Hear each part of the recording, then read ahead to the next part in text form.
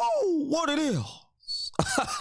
Rob versus Zay went down about a week and a half ago, and no one really covered the outcome. No one really covered the matchup because I think a lot of us were in shock. I know for me personally, I didn't cover anything right away because I was actually in shock of what I saw. And it wasn't based on the win and loss. It was just the performance both these two guys put on. I had to really like go back and watch and really like digest what we just saw. It was an instant classic.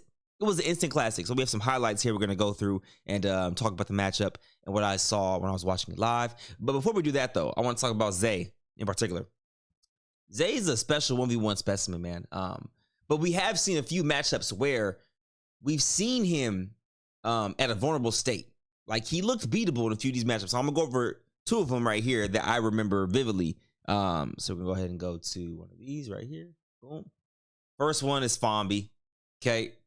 I know a lot of us remember this matchup right here. Fombi goes up 13-8 after this shot right here. He playing good defense. He might get us up. What I say, do what you. Now, you see the score. Do what you think. Zay goes on a 8-0 run to close the game, 16-13, okay? But this is one of the games where I was like, oh my gosh, someone can actually do it. And had it been Fombi, I would have been flabbergasted, to be honest. Fombi's a phenomenal player, but I didn't think Fombi could beat Zay. I didn't think so, but the neutralizer is that three-point shot that Zay doesn't shoot as often as these other guys like a Fombi and a Rob and people like that, right? Then we go to this other matchup right here where he plays Willie, the most controversial three-point line in history. I guess it's drawn somewhere. You could barely see it. I think that's the three-point line right there. But anywho, we all remember this game because there was an uproar in the community after this game.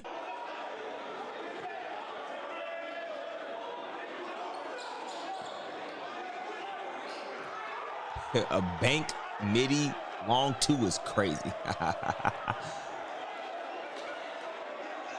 Zay ends up winning this game 30-28, of course. Now it brings us to this matchup right here.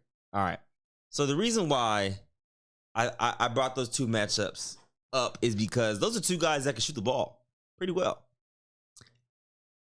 I think Zay's kryptonite is someone like a Rob who shoots majority of threes, and if not, it's a straight line drive. But what opens the game up for Rob is when he knocks down these 40-foot shots to where you see him right now, where you have to guard him. You have to guard him, which then opens up the game for Rob because Rob also likes to get downhill. You know what I'm saying? So it's like, if that shot's falling for Rob, it's scary because now you're at his leisure. It's kind of like Scar. If that shot's falling for Scar's one of the best downhill guards in the game, it could get ugly. So this is a player right here who I very well thought could beat Zay. Okay? Could beat Zay. But like I said, seeing it happen, it just felt, bruh, it felt surreal. But let's go ahead and watch these highlights here.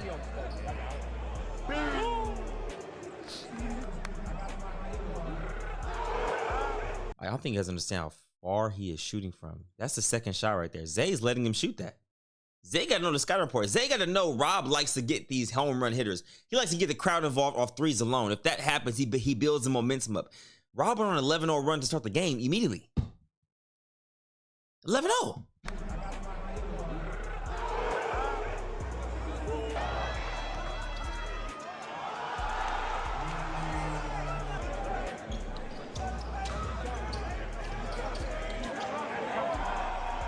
And that's the thing with Zay, though. I will say this. The reason why Zay has been so phenomenal in one setting is because if he's playing guys that shoot threes a lot and they're missing, he's such a he's in that 17 foot area. He's a mid-range player. Mid-range jump shot, mid-range floater. So his shots have a higher percentage going in all the time. That's why he's so efficient in 1v1. So you don't have really opportunities to miss so many threes because he's not going to miss that many twos, if you get what I'm saying. So Rob starting off the game hot like that, put the pressure on Zay early.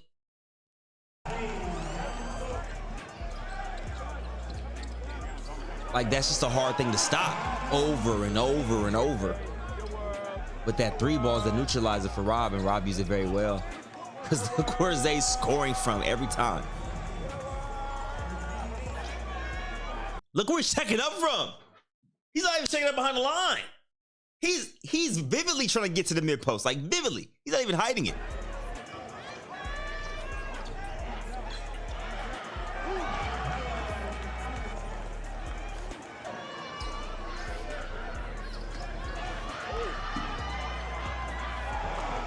mind you, I don't know if you guys peep the score.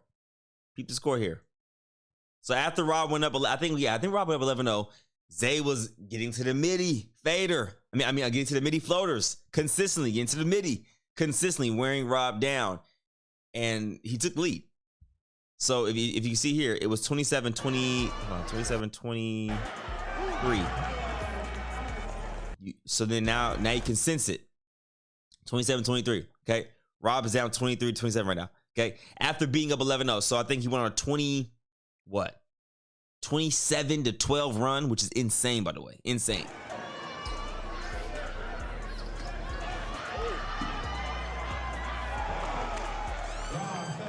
That was a big shot right there. That was a huge shot.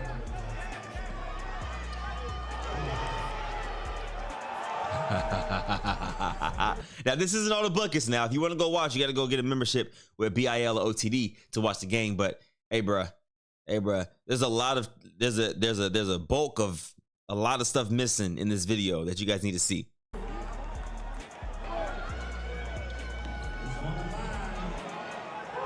Game. Nigga, that's for game. This shot was for game. If I'm Zay, I chalk it to the game, bro. He hit one of the toughest shots I could ever imagine a defense or an opponent hitting on me, and that was for game, and that's my first loss. I'm cool with that. At least I didn't lose by just getting my ass beat. Like, he lost on a 1-foot wing fade. 3. Slide, great defense, good hands, good hands. He's right there. He's right there. 1-foot fader from 3.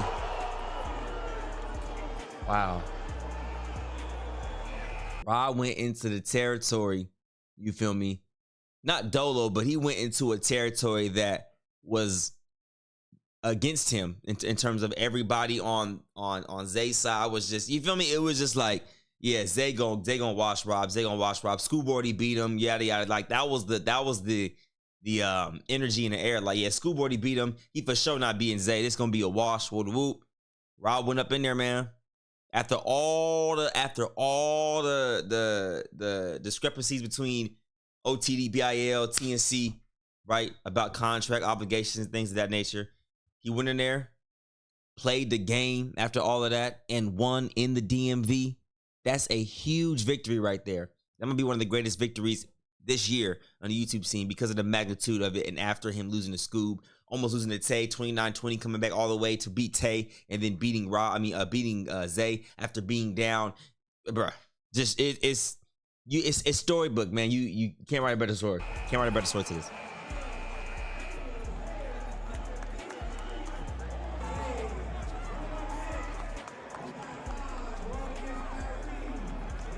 He's popping. He's popping. I'm gonna tell you this one thing, man. You know, I see everything. This man right here. Nas peeping game right now. Nas and Rob has to happen. I don't get, bro. F all the Nas versus Briscoe next. Nas versus, no, nigga, no. We've been waiting. The YouTube culture has been waiting for Rob and Nas. I don't see why people think Nas is just that much higher than Rob.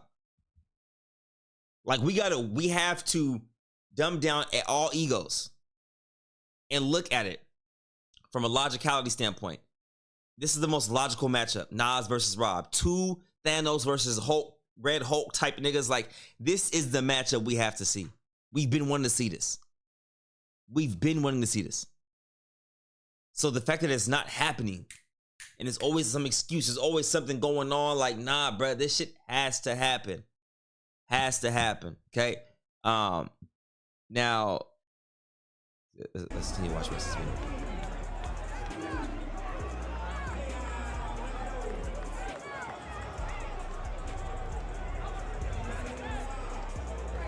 He went in there. I mean, some people, I think I've seen some people say that Rob was the favorite, which is blasphemous. He went in there, odds against him, stacked against him, and won. It's huge. Now, this is the play that they didn't show, but BAL had on their shorts. Look at this play right here. Just watch this. Look where he's checking up from. And this is actually a great tactic by Zay here. Physicality. Physicality. He's shooting from half. What do you do with that? He's shooting from half. And this is the physicality that we didn't see against Scoob, which is why I think that Scoob 1v1 matchup, that loss for him was huge. It was huge. Oh my gosh, I thought about something. Rob's first loss was to Scoob. Pay-per-view, TNCO1, right? Zay's first loss was to Rob on pay-per-view. That's a crazy storyline. Zay beats Scoob. Scoob beats Rob. Rob beats Zay. That's like the Golden State Warriors, Sacramento Kings, Los Angeles Lakers. The Warriors beat the Kings always. The Kings always beat the Lakers. And then the Lakers always destroy the Warriors. That's a crazy love triangle there. Anywho, this is the physicality that we didn't see against Scoob. That if he displayed this type of physicality, he would have had a better chance of beating Scoob. I think he would have had a way better chance of beating Scoob. But he let the refs get into his head, which we didn't see in this game here. He played through all the contact, and it showed. I mean, Zay, bro. I mean, like, bro, look where Zay's. I mean, you can't really play much better defense than that. And that goes, he goes up 9-0 on that. He was up 9-0 on that. 9-0 on that.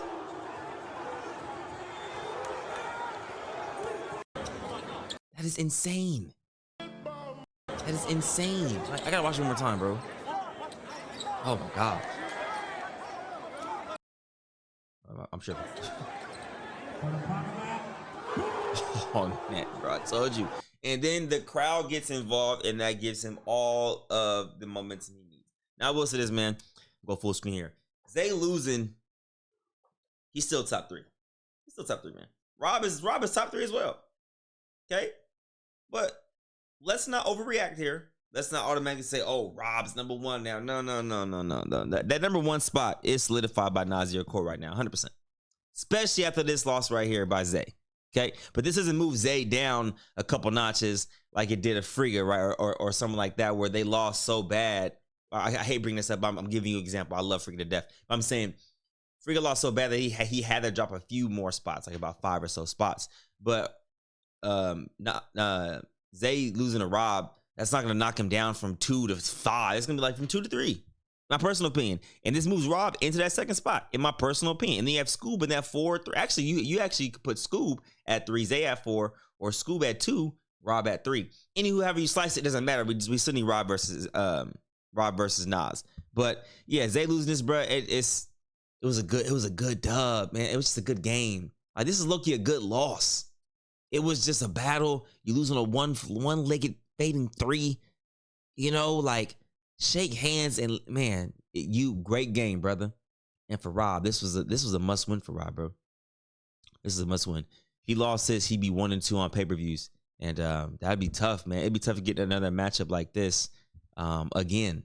So he proved himself. He proved his worth. He proved that he is ready for Nas. Zay already beat Nas, regardless if he was healthy or not. So this is just the storyline is gonna make sense. That's gonna make a lot of money for them 2 guys, particularly Nas and Rob. That's gonna make them a shit ton of money, man. And yeah, I'm excited to see where the space goes after this, because the number 1 spot is absolutely solidified now. So now the target is 100% on Nas's back, as everybody probably thought it was. But a lot of people would debate that Zay was number 1 because he was undefeated and he's beat all the top guys. But now with that loss and how good Nas has been playing, it's solidified. So now it's going to be a chase of Nasir Core from a lot of the guys, and I'm excited to see it. Without further ado, appreciate y'all for watching. Make sure you like and subscribe. You dig.